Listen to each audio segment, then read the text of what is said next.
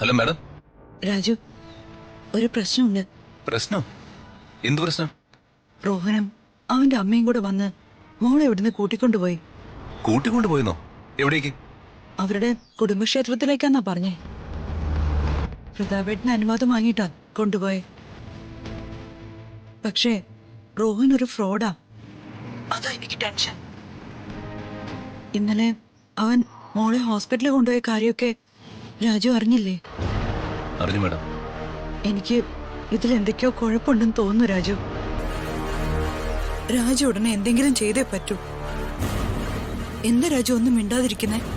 ആ റോഹന്റെ കുടുംബക്ഷേത്രം എവിടെയാണെന്ന് മാഡത്തിന് അറിയാമോ? ആ അറിയാം രാജു. ആ ചെങ്കുളം അതിരാണിക്കുന്ന് നരസിംഹസ്വാമി ക്ഷേത്രം. ആ അറിയാം മാഡം. ഞാൻ അവിടെ വരെ പോവാം. മാഡം ഫോൺ വെച്ചോ. ശരി രാജു.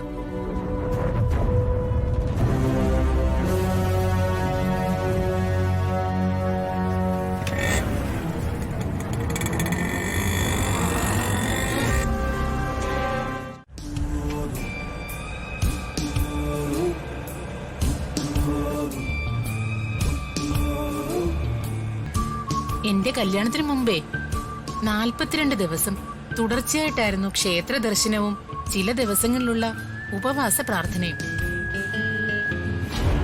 നിർമാല്യത്തിന് നട തുറക്കുമ്പോഴേ ഞാൻ അമ്പലത്തിലാ.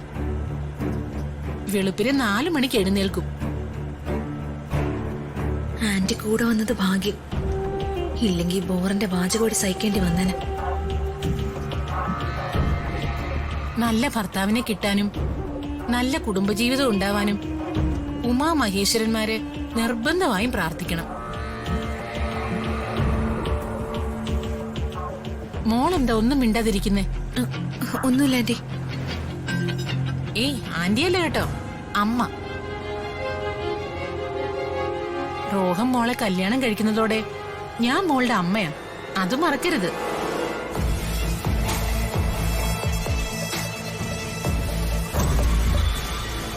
അല്ല, അമ്മയ്ക്ക് ഇവിടെ അല്ലേ ഇറങ്ങണ്ടേ? ആ അതെ അതെ.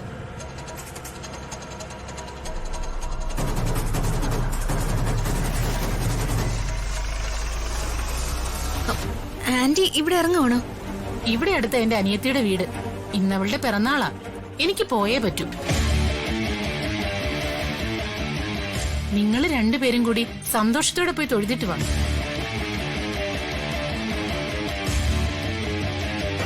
ശരി മോളെ.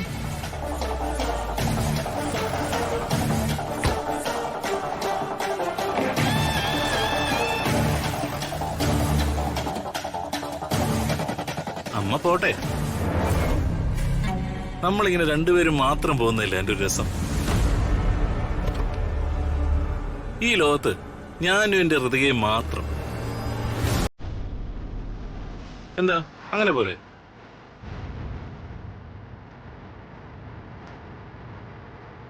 എന്താ ഹൃദയം മിണ്ടാതിരിക്കുന്നെ? ഞാനെന്ത് മിണ്ടാനാ? എന്താ ഹൃദയം ഇങ്ങനെ?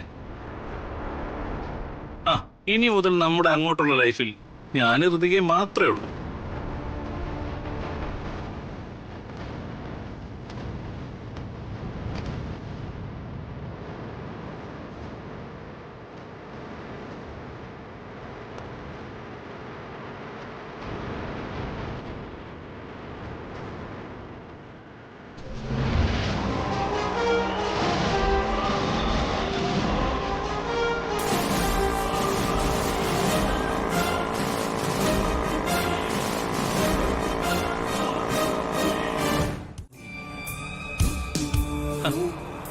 ഇതെന്തൊരു സ്വഭാവമാണോ? എന്ത് ഇങ്ങനെ എപ്പോഴും സൈലന്റ് ആയിട്ടിരിക്കുന്നത്? എന്തെങ്കിലുമൊക്കെ പറയടോ. ഇങ്ങനെ എപ്പോഴും സ്റ്റില്ലായിട്ടിരിക്കാതെ. ഇതിന് റിസൾട്ട് ഒന്നുമില്ലേ? ഞാൻ എന്ത് മിണ്ടാനാ റോഹൻ? എനിക്ക് റോഹനോട് എന്തെങ്കിലും ഇന്റിമസി തോന്നിയാലല്ലേ മിണ്ടാനാവും. ഇന്റിമസി ഞാൻ ഉണ്ടാക്കി തരാം. അതിനല്ലേ നിന്നെയും കൊണ്ട് ഞാൻ പോകുന്നത്. തനിക്ക് എന്നോട് അല്പം പിണക്കമുണ്ടെന്ന് എനിക്കറിയാം. ഇന്നലെ ഞാൻ തന്നോട് അങ്ങനെ പെരുമാറിയത് വളരെ മോശമായെന്ന് എനിക്കറിയാം. സോറിയടോ, ഐ ആം എക്സ്ട്രീംലി സോറി. താനത് വർമ്മേങ്കലിനോട് പറയുമെന്ന് ഞാൻ പേടിച്ചിരുന്നു. പക്ഷെ താൻ പറഞ്ഞില്ല. താങ്ക്സ്. എനിക്കറിയാം താനത് വർമ്മേങ്കലിനോട് പറയാത്തത് എന്നോടുള്ള ഇഷ്ടം കൊണ്ടല്ലേ. അതിഷ്ടം കൊണ്ടൊന്നുമല്ല, എന്റെ മാന്യത കൊണ്ട്. ആ രാജുവാ നിന്റെ മനസ്സിൽ നിറയെ, അതെനിക്കറിയാം. അതിന് പകരം വീട്ടാനാ നിന്നെ ഞാൻ കൊണ്ടുപോകുന്നത്. ഇന്നു മുതല് എന്നേക്കുമായി നീ എന്റേതാകും, ഞാൻ എന്റേതാക്കും.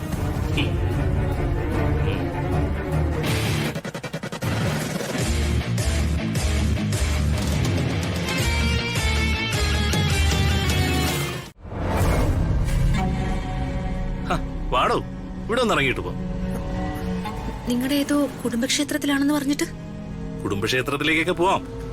താനിപ്പോ ഒന്ന് ഇറങ്ങ്. എന്തിന്? ഇവിടെ ഒരു 5 മിനിറ്റ് ഇരുന്നിട്ട് പോവാം. ഞാനങ്ങ് വരുന്നില്ല. അങ്ങനെ പറഞ്ഞാൽ ഒന്നും പറ്റില്ല. എനിക്ക് ഹൃദയോട് സംസാരിക്കണം. എന്ത് സംസാരിക്കാൻ? എനിക്കൊന്നും കേൾക്കാൻ താല്പര്യമില്ല. ഹ, അങ്ങനെ പറഞ്ഞാൽ എങ്ങനെയാ? സത്യം പറഞ്ഞ ഇന്നലെ നടന്ന കാര്യത്തില് എനിക്ക് നല്ല കുറ്റബോധമുണ്ട്. അതുകൊണ്ട് എനിക്ക് ഹൃദയോട് മാപ്പ് പറയണം. ഹൃതിക എന്നോട് ക്ഷമിക്കുകയും വേണം. റോഹന് ക്ഷമ ചോദിക്കണമെങ്കിൽ അത് ഈ കാറിലിരുന്ന് ചോദിച്ചാ മതി. അതൊന്നും പോരാ. എന്തായാലും താൻ കാറിൽ നിന്ന് ഇറങ്ങും. ഞാൻ ഇറങ്ങില്ല. എന്താ ഹൃതിക, ചില കൊച്ചുകുട്ടികളെ പോലെ. വാ, ഇറങ്ങും. കൈക്ക് പിടിക്കണ്ട. ശരി, ഞാൻ ഇറങ്ങാം.